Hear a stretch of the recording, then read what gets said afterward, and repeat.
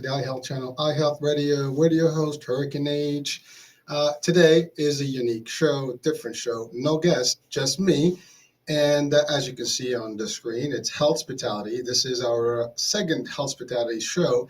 And basically, it combines the idea of hospitality and health. And, basically, we're looking at health, hygiene, safety, and value in the hospitality world.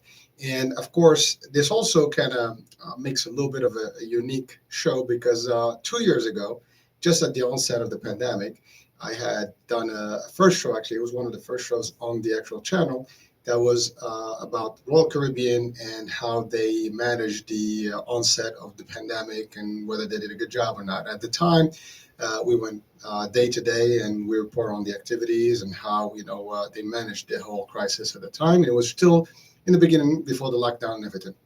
And of course, the pandemic had impacted the cruise lines big time. The cruise industry was pretty much affected royally, and many other industries, of course. But the hospitality as a whole was a problem. And of course, with the cruises, there's always the risk, and people are leery and not sure whether they want to go on a cruise. Is it safe? And so on and so forth, because it's confined spaces. Well, today we're gonna kind of cover all that, and also I'll share with you guys some of the updates on the cruise and the practices and things like that that happened today. Now, I happen to have been on a cruise a second time, which was basically February 2020, and this was February 2022. So 2 years to the mark, really. And again, it's not about me going on the cruise. It's about doing the actual investigation and just experiencing it, at firsthand. And I have to say, I am a cruise fanatic, so I actually love and enjoy vacationing, on a ship. I just find it a very easy way to vacation. You don't think too much. You just get your luggage, get ready, drop it at the curb, and basically you're on the ship for a few days, and you don't have to worry about a lot of things, and everything is pretty much cooked for you. You just have to pick what you want to do as activities and so on and so forth. But of course, we are on the Health Channel and the Health Radio, so we want to make sure that we always cover the health topic and the health theme. And again, this is a good platform to share with you guys firsthand experiences on what this means to you. Now, if you are a cruise goer and you really love cruising, and you haven't gone back since the pandemic, today is going to be probably a good show for you to actually pay attention to, because I'll share with you what we've experienced, going through this whole process of resuming cruising. So that being said, again, today is unique. And the first thing, we've obviously booked the cruise. We coincided, and literally the timing was coinciding the actual anniversary of the first one. So 2 years to the mark. And so the first thing you book, obviously they give you all kind of emails about, the requirements on the pandemic and so on and so forth. So first thing first, prior actually to us booking, we've been hesitant, to actually get on the ship or even book one because no vaccination was a big question. In the beginning, when they resumed, cruising, sometimes in the summer of last year, people were not sure. There was some debates. We've seen some shows on people having issues on the ship, with no vaccination. And there were a report of people not feeling comfortable being not, vaccinated, and they were kind of treated a little bit different than the ones that were vaccinated. And of course, the dilemma of vaccination was a big deal. And so again, hopefully today I will remove some of those clouds and basically give you a crisp and crystal, very lucid idea of what is and what is not on this particular adventure that we took on. So first things, again, we booked the ship, we booked the dates, we booked the actual itinerary, everything was good. The condition was, to have a vaccination. At least that's how it stated it initially. So we were under the impression that only people with vaccinations would be able to sail. Later on, we found out that is not the case, and I'll talk about it, shortly in the rest of this episode. So first thing, again, we book. They give you confirmation, they send you the stuff, and they give you different dates to do certain functions or certain activities prior to the embarkation and the sailing date. So the first thing, they send you to fill out a survey. And basically about your health condition, blah, blah, blah, vaccinated or not vaccinated, what kind of all this, when was the last time you've, taken the last dose of vaccine. So they actually document that, and you submit all that online. And then 2 days, 3 days before the actual cruise, they do another email with some more information required and that you have to put in. And then, of course, you have to do a PCR test, although you're vaccinated. You do have to take a test, which basically you can do rapid or a regular PCR. It doesn't matter. They do have they do request actually and require documentation of such when you go to the ship. As a matter of fact, you have to upload it as soon as possible so it goes into the system. And then of course when you go there, you show your vaccination card and your PCR testing documentation that it's not detected, and that's it. So the good news is everybody pretty much that was on the ship was 100% PCR, negative. No one could possibly have had, a positive outcome, and be on that ship because they double check it left and right. So the day of the embarkation or the sailing, you have to go early. So based on the CDC requirements and the way they actually do things now is a little different from prior days. Prior, I guess, like before Corona, BC. So what they do now is they give you. I mean, of course, it's always been like that in a way. They always have like boarding times, but this time they actually is specific, to the time. So they tell you exactly what time you have to be there, and you have a window, and only those groups that are assigned that particular time can actually get into the port and then go right into the ship once they get through the process of embarkation. So you get to the ship. Of course, we sailed out of Bayonne, New Jersey, so the process there is simple. We've been there before. You just get your luggage stuff, you drop it, you park at the garage, and then you walk out. The first thing we noticed is that they had actually COVID testing right outside of the port. So if someone wanted to do a last minute, PCR or rapid test, they can do it right there. And then they call in your time slot. So if we were supposed to be in at 11, so 11 o'clock, the people that were scheduled for 11 lined up, and you have to have a mask. So they mandate the mask once you get close to the terminal, and everybody has to keep their masks on. And you walk in, you go through security. The lines were not that crazy. I mean, it pretty much was similar to prior sailings that we've had. The difference, like I said, is just that they have to check in the people on their timing, as well as they have to have the mask on, and they have people walking around checking in and stuff. If you don't have it, they kind of frown upon it, and they ask you to put your mask on. And then ultimately you go through security, and as you pass through security, you'll see some footage right now.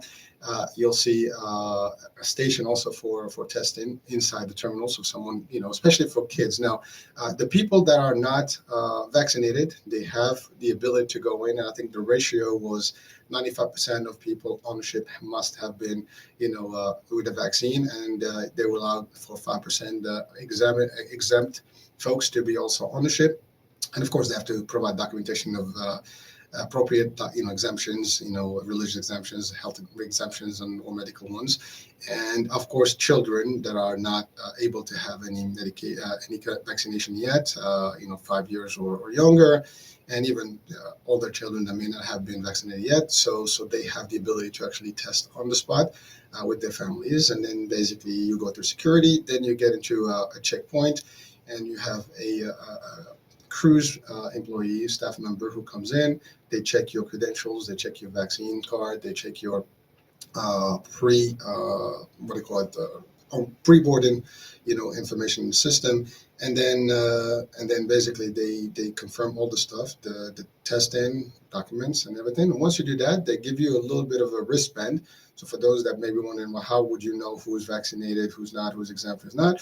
Well, they do give these tags, that you put around like your arm, and basically those are the ones that are vaccinated. So you walk around the ship with this thing, and people know that you're vaccinated. So it'll be easier to kind of detect these people, or at least identify them. And then, of course, if you didn't have it, that means that you have an exemption or you're a child, and so they have that particular way of differentiating the two parties. And once you go now, of course, I have my opinion about that. I mean, in essence, if the percentage or the majority of the ship was vaccinated, I mean, I would have, potentially requested, or at least, as an operation procedure, I would have made it the opposite. So the ones that didn't have the actual vaccination would have those tags, or I wouldn't even want them to have wristbands. I would put it on their cards, maybe a different color card, or maybe just like when you go and get some services within, the cruise ship, they give you stickers and things on your card, and also on your profile. Basically, everywhere you scan, you tap your card, and basically they can see that you're vaccinated or not. And we'll talk about that shortly as we get into the ship. So basically, that was the first part of the process. And so from booking to arriving at the terminal to processing through security and through checking, and then once they clear you and you check, you don't have to wait anywhere. You just walk right through, because before you would finish your onboarding process or embarkation process and sit until they call your timing to get on the ship. Now you just basically, once you finish, you go right in. So there's no crowd, then there's no waiting time. It's just like 1, 2, 3, you come in, you move. So they made it very easy access in a way, and it's even better, I think, than before. Once you get through the ramp and you basically in the ship, you can roam freely. There's nothing. Now you do have to maintain your mask everywhere that is enclosed or indoor. So all the venues that are basically indoors, you have to keep your mask on. Eventually, if you go to certain venues, or especially the open air, such as by the pool decks and things like that, you don't have to have any more your mask on. You can remove it. But once you get into a restaurant, or you get into any facility within the ship, or going through the hallways to the rooms, you do need to keep your mask on. And so now there are certain things that you have to be aware of. So as you get to the ship, your card now is actually not just a regular card. It has actually a chip, and basically everywhere you go, you tap your card, so you don't even touch anything. You put your card on these magnetic things, scanners, and basically it reads who you are, where you are, so on, so for your room. And whether you purchase something or whatever, that's all you do. There's no handing cards back and forth. Even when you go to check in venues, they just have these little tablets. You just tab it, and then you get they can see who you are, and whether you have your vaccination, whatever, all that stuff is in there. All the information is on your profile. Also, they use those same forms and the system to actually check you into different activities, because they try to limit the number of people per activity and time slots, so they have multiple shows and things like that to accommodate everyone on the ship. So, and during the course, you can possibly have different, shows, and you don't have to crowd, anywhere, and have multiple, more people in one place. So basically, they kind of separate a little bit the crowds by doing this particular, taking these measures. Similarly, when you go to eat in the restaurants, and I'm talking about the buffet area.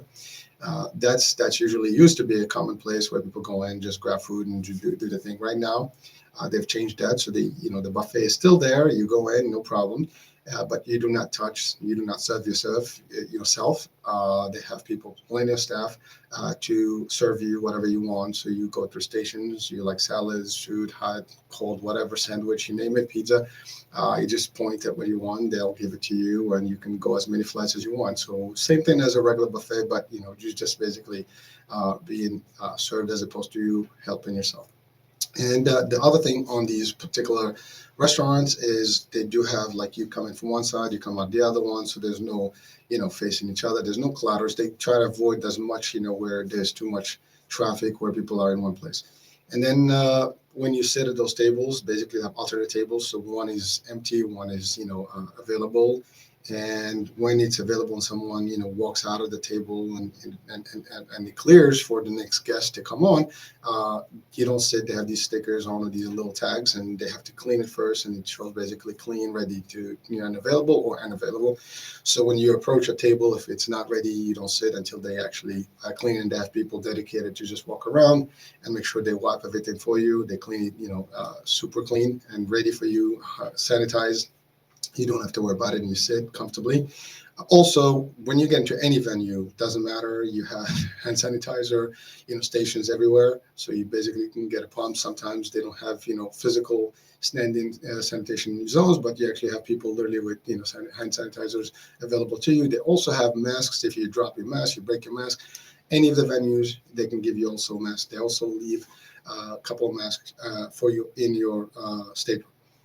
And the other thing is, so when you walk into the buffet, as soon as you do that and you clear your card and you do your hand sanitizer, they have also a cleaning station or sanitizing station. So they have hot water, soap, and all the stuff. So you go through it before you even get into the buffet area. So basically, you walk in clean, you come out, there's very little chance for you to actually cross contaminate or touch anything else. But of course, there's always room for that. But people could argue that. But the end of the day, it's pretty. They did a terrific job as far as the hygiene piece and the safety and the measures that they took. They're really up there in terms of maintaining and making sure that you have very little or potential of getting any bug or any type of, not just the virus, the corona, any other type of problem, right? So that's that. So again, that's in terms of the food. In terms of the activities, as I said, you book different shows. You come in. If you don't have a reservation, chances are you may not be able to access. But what they recommend, you come in a few minutes before a show begins. And if people didn't show up, and they have a few openings still available or seats available, they can still check you and do this. The one thing that they have is that different venues have different abilities. For example, those that have exemptions versus those that are vaccinated, they have different seating arrangements. So, for example, if you go to the theater, which most of these ships have nice theaters where they play their Broadway shows and the musicals and stuff like that. They normally before back in days everybody goes in whatever you pick a seat and you go balcony or just the main hall. It didn't matter. And today in this particular sailing, the way they do it now after the pandemic is that if you are an exempt and you don't have the vaccination, you do not mix in, within the actual vaccinated crowd. So they have them separated. The top on the balcony will be exempt, no vaccinations, and the bottom will be all vaccinated. And of course, if you're in the vaccinated area, and this happened in the mid of the cruise, they actually had switched it a little bit.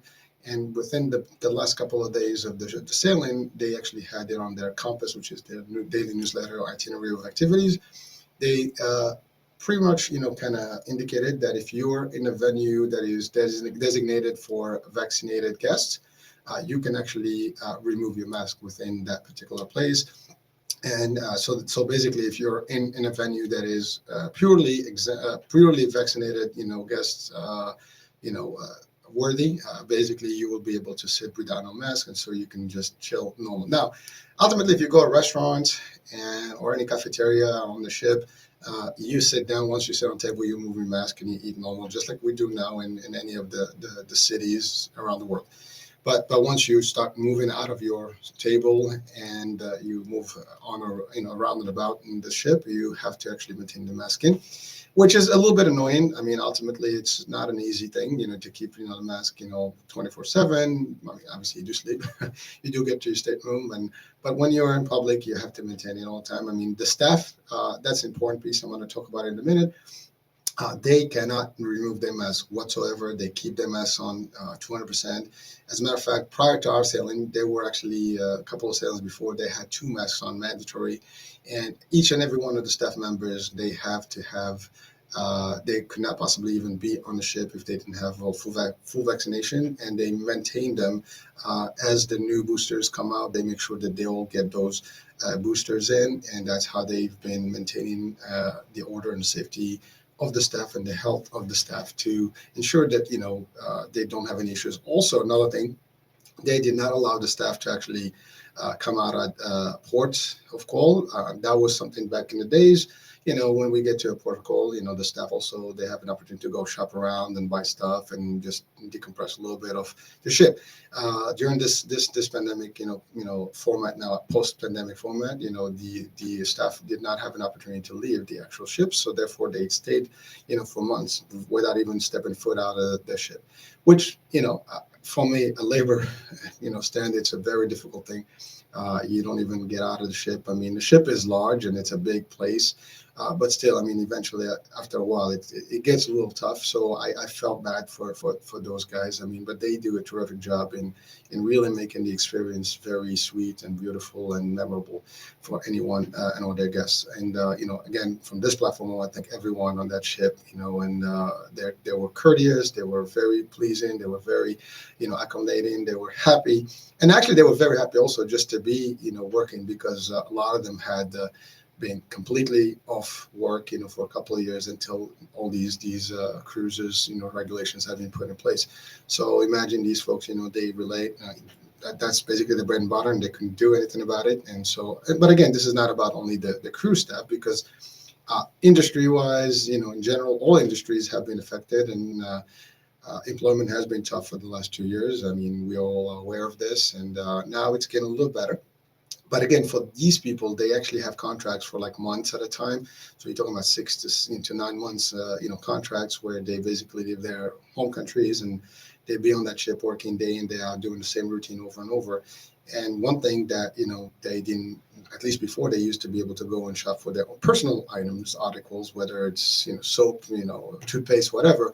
It was difficult. So I did ask the question, and what they have apparently is they had some sort of Amazon deal, and they were able to order in things, at the port of calls, and or embarkation and the embarkation days, and they would be getting their stuff, whatever they need as supplies. And some actually guests also bring things for, and they give them to those staff members to make the stay and their comfort, a little bit better. So that was a good thing, in terms of just courtesy. People are good to each other, and that's great to see sometimes. And so that's it. Now, as far as the signage, everywhere you go, I mean, they had clear signage everywhere on the ship. Digital, stuff. They have, posters posted pretty much every other, 10 yards. You will have something that reminds you of a mask, that reminds you of, distance. The elevator banks, they were very, very well, there's a lot of signage there to make sure that you don't have any issues, and that to remind you of taking those precautions. And the one thing that typically on a ship, you could literally stuff up those elevators, up and down. In this particular time, they had the limit of 6 people per, per elevator flight. And or if you are one group, that means you have to be in the same family party in order for you to actually go into an elevator. So if you're going to share it with others, you cannot go more than 6 people, and everybody has to keep their mask on. So again, signage was prominent everywhere, and it was really a good experience. I mean, you feel good, safe. As a matter of fact, I think it was overwhelming because you possibly could not breathe outside of the stuff. So you would spend, little time indoors, and you want to spend as much time outdoors. Now, when we got to the destinations, that was also a cool opportunity. When you walk out of the ship, you maintain your mask. Once you get into the islands or any destinations, and we had the opportunity to go to a couple of islands, you don't actually have to wear a mask. Except if you're going to an excursion bus or something. So if you're on the bus, you have to maintain it. If you're on the upper decks, for example, on double deckers, and it's open air, you might, be able to remove the mask. And that was just optional. Of course, a lot of people kept their mask on, especially if you go into foreign, countries and foreign islands. But then a lot of these islands have also their own measures. So when you go to stores or any businesses, you would not go in without a mask on. And so only if you're in the open air, like outdoors, which would be standard everywhere around the world these days. Now, what we did here, that eventually after we got off the ship and throughout this course of the week now, this new sailing that just left, they had actually lesser, restrictions in terms of the masking, and it became more optional. So I think we're getting closer to the point where masking, and we do know that eventually by mid-March, the federal government has potential ideas of removing those things. Now, of course, we don't know if that's going to be a guarantee or not. It might have an end in sooner than later. Maybe it will be a little longer. But I think there's light at the end of the tunnel. So I think the masking will go away. But I think the measures that have been put in place on the ship, I mean, they're definitely real good measures. Excellent measures of prevention, and I mean, you have to be able to do this. Now, they did have medical facilities on the ship, and they have extra staff in, and they even offered PCR tests for people on the ship if they needed to check. And definitely all the ones with exemptions and or kids without any vaccinations, the day prior to disembarkation, they were called in, all the guests were called in to a particular location where they had to actually take a PCR test before disembarking from the ship. And so that was another thing. So again, They were really ready and had all the preparation, all the measures, all the measures in place to ensure that the sailing was smooth from the embarkation to disembarkation to port of calls, and that you would not experience anything else. I mean, they were cleaning left and right. I mean, that ship was mint, and you will see on the footage right now. It's a pretty clean ship. I mean, there's not even dirt on that thing. I mean, they don't keep. I mean, I think the bugs, the viruses, the bacteria, they didn't want to be on that ship because it's just so much sanitation going on. Is not even funny. I mean, sanitizing the ship was like their priority, and making sure that there's less risk of anybody on that ship to bring in the virus. And again, the actual cruise was 9 days, and we have not heard of any case where someone was even reported to have an illness or anything on that particular ship. And by the way, that's exactly what happened 2 years ago. So when I did the first show and we monitored a little bit the activities, it was just go, no problem. It was they did a great job then, and that was with less measures that they have now. I mean, they had the sanitation, they had the stuff. Of course, at the time the buffet was open, they didn't have all these tagless, or touchless, tags and things like that. But technology helped as well in the process, so things have become a lot more smoother. And of course, there are other activities like like the spa, the thermal suites, and things like that. They maintain them clean. You couldn't even possibly have opportunity to bring in anything to those places.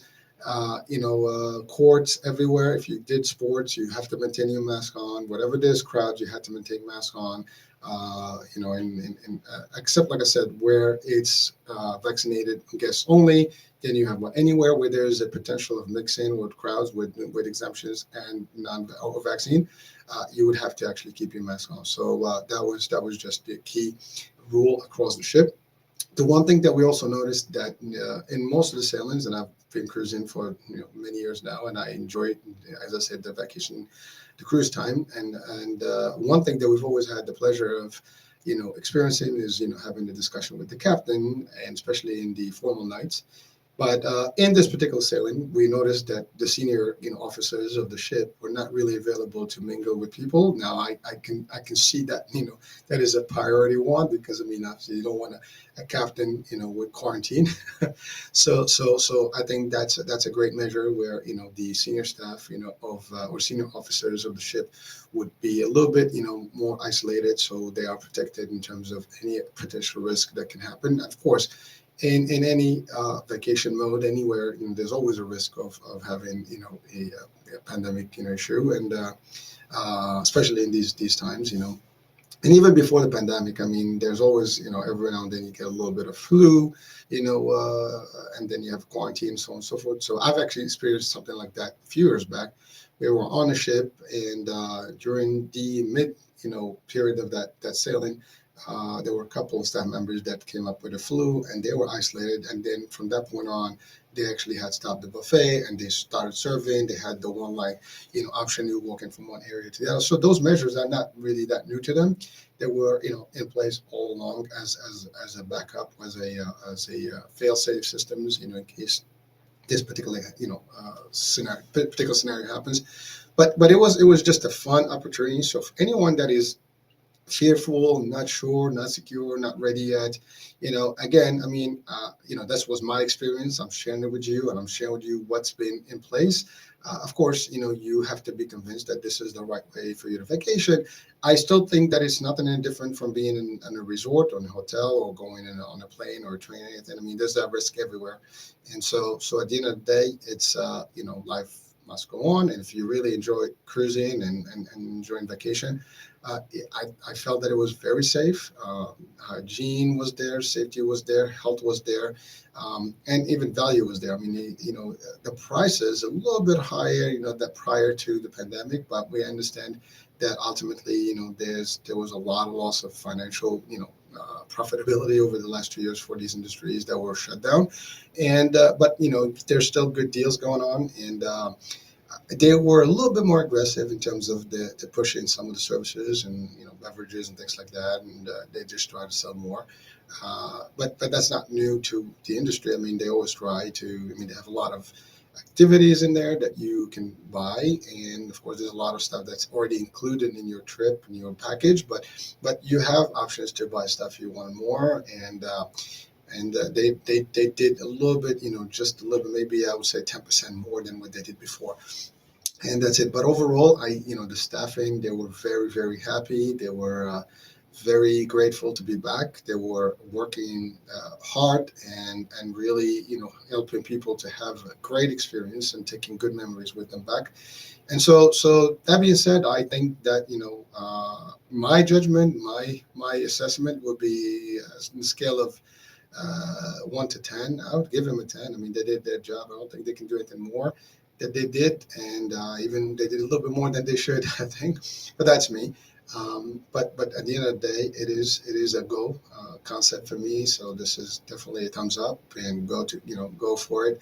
If you really want to be in the ship, you can, and now it's the right time. It's just a fun place to be.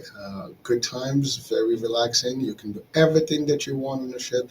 If you like to watch good art, good musicals, good Broadway shows, they actually bring to you. Comedy, you name it, jugglers, worldwide renowned, performers are out there. Great, music, venues. They have so many, so many, so many talented shows, and talented bands actually playing different things and programming. There's movies, there's activities. I mean, this particular ship, Anthem of the Seas, they had even bumper cars. They have, a lot of different things that you can really enjoy. Great food. And actually, food wise, I mean, I think that was the other thing. I mean, restaurants, uh, besides the buffet or the main dining, and they were doing terrific. Yeah, they have also specialty dining that was also great. And like I said, the hygiene, the safety, and the measures were there everywhere. You could not possibly touch anything that would have anything dust, specks of dust on it. So it was just perfect. So again, that's, and then when we went to the islands, even the food, I mean, the way they took the food from the ship, for like in the private islands, they actually bring the food out of the ship so people can enjoy while they're actually on the island. For those people that have never been on a cruise, this stuff sounds a little weird, but yes, I mean, there's a lot of cool things that happen. And as you can see, some of the footage that's covered right now, you will see exactly what I'm talking about. But it's pretty good stuff. I mean, the ship is just a walk, literally a floating town with everything. I mean, it's a hotel, but it's pretty much more than a hotel. There's a mall in there. There's stores. There's anything. There's it's just a big facility. It's a big piece of equipment that's moving on the sea, and it's got a lot of different moving parts, a lot of stuff. And I mean, the ship was this particular ship could actually carry more than 4,000 passengers, and I think we were only at 2,200 passengers, so it was actually less. It was maybe like 60% capacity of the normal. Now I'm not sure if that was by design or that was just that how many people actually are on ship because people are still leery about going on the ship. But just this last week, I mean, the largest ship in the world has started sailing, and it's actually, I think it was in Cape Canaveral in Florida, and that's the Wonder of the Seas, and that's really a wonder of the seas. I mean, the thing is just it's supposed to have 10,000, 8,000 people plus staff. I mean, you're talking about 10,000 lives, floating on that thing, with multiple levels of activities and parks and so on and so forth. I mean, it's just phenomenal. These things are crazy. But again, that's my enthusiasm about cruising. So, but I can tell you, you guys, if you haven't been on one, you're missing it. You can start, with a smaller, itinerary. That's how I did it the first time. I took a 5 days cruise just to fill it out. And believe me, on the day five, it was like nostalgic. I mean, like I didn't want to leave that ship. And from that point on, I mean, it's just history. We've been going. I mean, the last years was almost, painful because we could not be on the ship for, just there was no ships. And then at the end, when they started, we were still, debating yes, no vaccine, no vaccine, all this stuff going on the ship, safe, not safe. But again, from a personal experience, we had fun. From a health experience, from a channel experience, from a production experience, I had enjoyed actually, going and experiencing this and talking to people and seeing what's been in place. And like I said, it was just a very smooth operation. It was a very smooth sailing. Literally, we had a great time and look forward to the next one. So, again, Uh, if you really enjoy it, if you haven't been into it, maybe it's something to look into it. So have fun, enjoy. And that being said, that's about it for me. I think that covers it all for this particular episode of Health Hospitality. And like I said, at the end of the day, it's two thumbs up, score 10, and yes, go. And that's about it. We'll be talking soon, different show, and this time with multiple guests and different topics, of course. We'll talk soon. Bye for now.